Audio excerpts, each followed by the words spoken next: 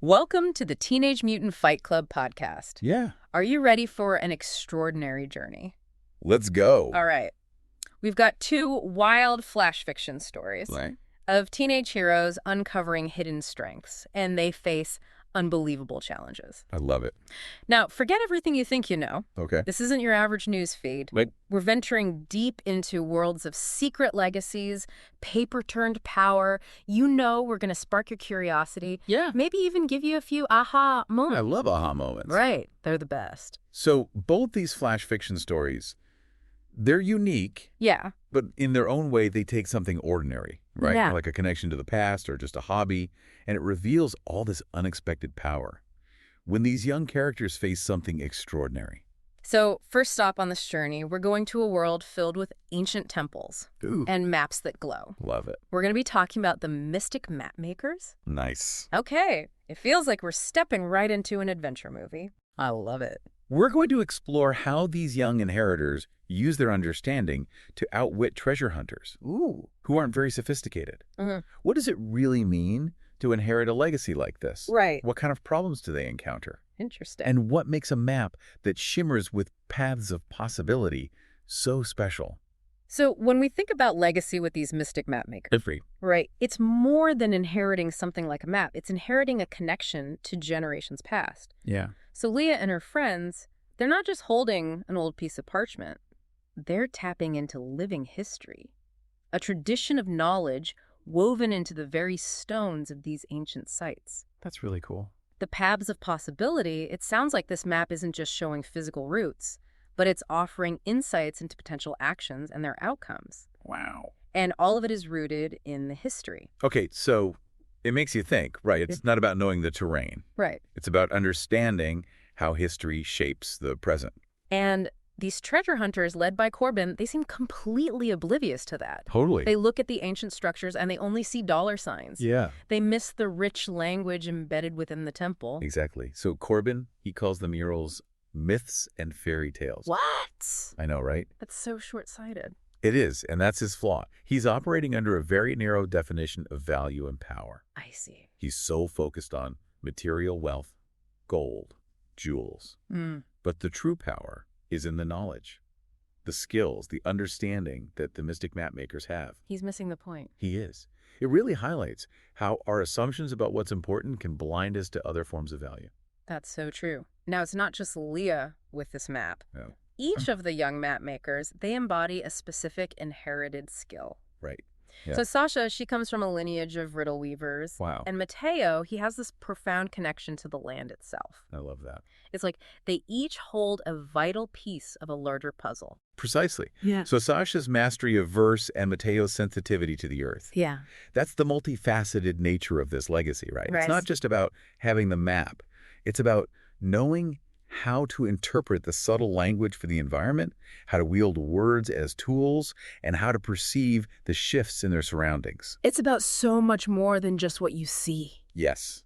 It really speaks to the idea that complete understanding often requires us to draw on diverse skills and multiple forms of intelligence. It's fascinating how they use the temple itself as a defense mechanism. Yeah. They turn the treasure hunters' brute force tactics against them. I know. The floor ripples. There's a hidden chasm. It's like the temple is alive and protecting them. I love that. Do you think the ancestors designed it that way? Maybe. Yeah. What's significant is that the map makers understand how to activate these things.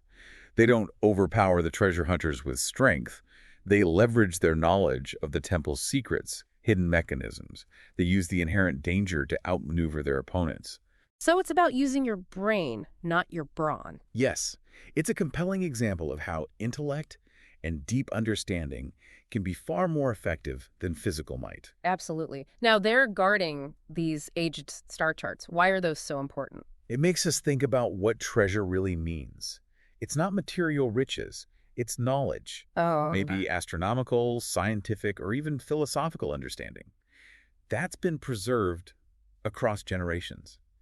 It makes us think, what forms of knowledge do we think are so vital? That's a good question. Right. What's worth protecting and passing down through time? It's an important thing to think about. So they see themselves as guardians of a much deeper understanding of the cosmos. And they don't hurt the treasure hunters. They just sealed them off. Right, which tells us something about their motivation. Okay. They're not driven by personal gain, they're rooted in responsibility, Right. a commitment to safeguarding this knowledge.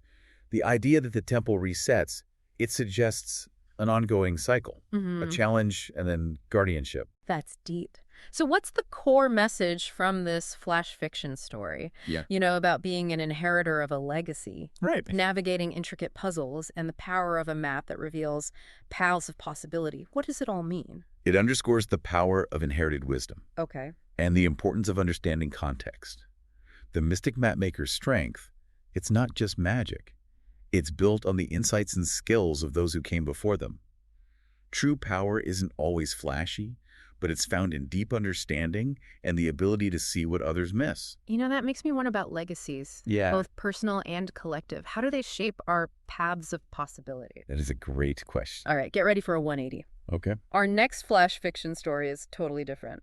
It's the incredible world of the origami order. Nice. Imagine a city under attack Wait, by paper monsters. paper monster? Paper monsters! Wow. We're going to dive into how this group of misfits discover that their passion for origami Right. isn't just a quiet pastime. It's more than that. It's an extraordinary source of power. It's so cool. How can delicate paper creations transform into warriors? What threats do they face? And what does this tell us about the hidden potential? So this flash fiction story really cranks up the idea of hidden potential. Yes. Origami, something that people think of as just a craft, Right. suddenly becomes this line of defense for an entire city. Wow. And they're facing a really bizarre menace. Yeah, it's crazy. It is. Okay, so the setup is brilliant. A museum, an ancient scroll, unleashes this unbelievable storm of paper horrors. So cool. It's so vivid.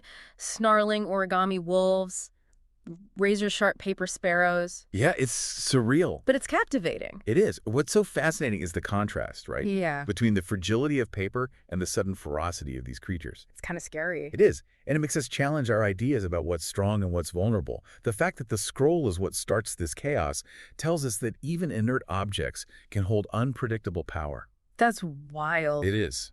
Our central figures, Hana and Kai, are described as misfits obsessed with folding paper. Yeah, I love that. They're not typical heroes. Nope. But it turns out this passion is what makes them the city's saviors. Exactly.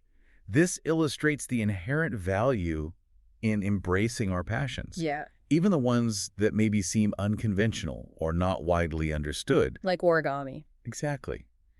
What the world might see as a quirky hobby can actually be a source of strength, resilience, and even heroism. I like that. Yeah. So it challenges us to rethink what's a valuable skill. Absolutely, it does. And the way they bring their origami creations to life, it's almost magical. Right. Hana's crane imbued with fierce, impossible life. Kai's tiger rippling with unexplained power. It's like their focus and skill are channeling energy into the paper. Right. The story doesn't give a logical explanation, Okay. which makes it more fantastical. Yeah. But it also highlights the idea that sometimes human intention, creativity, and belief can be more powerful than logic. That's a cool thought. Right. It speaks to the potent connection between mind, skill, and manifestation. I love the detail about Kai.